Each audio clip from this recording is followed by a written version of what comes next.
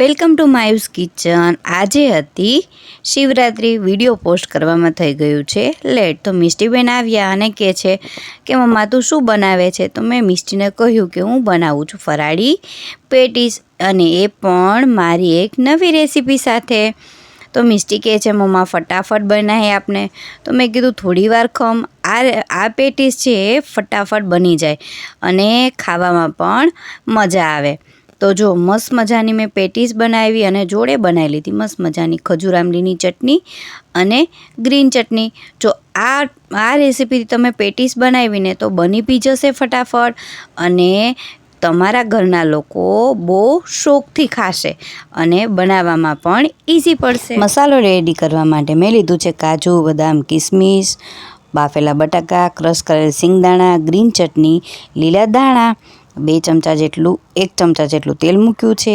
એમાં તજ, લવિંગ, મીઠો લીમડો એડ કર્યો છે, હિંગ અને આદુ મરચાંની પેસ્ટ સતળાઈ જાય પછી કાજુ, બદામ અને કિસમિસ એડ કરી દીધા અને બધું કરી લેવાનું છે બરાબર મિક્સ। અને પછી બેઝિક મસાલા એડ કરવાના છે, હળદર પાવડર, લાલ મરચું પાવડર, સ્વાદ પ્રમાણે મીઠું અને ધાણા જીરું। મસાલા બરાબર સતળાઈ જાય પછી એડ કરવાનો છે લીંબુનો રસ, અને પછી એડ કરી દેવાનો છે 1 વાટકી જેટલા શિંગદાણા, ક્રશ કરેલા શિંગદાણા।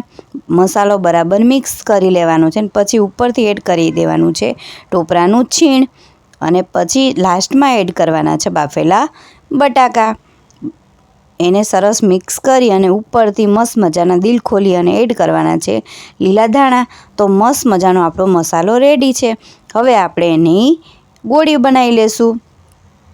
એકદમ સરસ મજાની ગોળ ગોળી વાળવાની છે, અને એને તપકીના લોટમાં કે શિંગોડાના લોટમાં આખી ગોળીને છે કોટ કરી દેવાની છે, અને બસ પછી એને કરી લેવાની છે મસ્ત મજાની ફ્રાય। ગેસની ફ્લેમ થોડી સ્લો રાખવાની છે, એટલે તમારી જે પેટીસ છે એકદમ ક્રિસ્પી બનશે। અને આજે મેં હું તો જ્યારે બી પેટીસ બનાવું તો આ રીતે જ બનાવું છું, બની બી જાય ફટાફટ અને ખાવામાં બી મજા આવે। તો તમે પણ એકવાર જરૂરથી મારી રેસીપીથી પેટીસ બનાવજો, બહુ મજા આવશે ખાવાની અને ઇઝીલી બની જશે, એમ બહુ મહેનત નહીં લાગે। તો જો મસ્ત મજાની પેટીસ થઈ ગઈ છે ફ્રાય, અને મેં આજે બનાવી હતી ખજૂર આમલીની ચટણી અને ગ્રીન ચટણી। તો જો આપણી ડીશ થઈ ગઈ છે મસ્ત મજાની રેડી, એને આપણે કરી દીધી સર્વ। જોડે બનાવી દીધી મીઠી ચટણી અને ગ્રીન ચટણી। તો ઉપવાસ હોય ને તો એકવાર જરૂરથી આ પેટીસ ટ્રાય કરજો, બહુ મજા આવશે।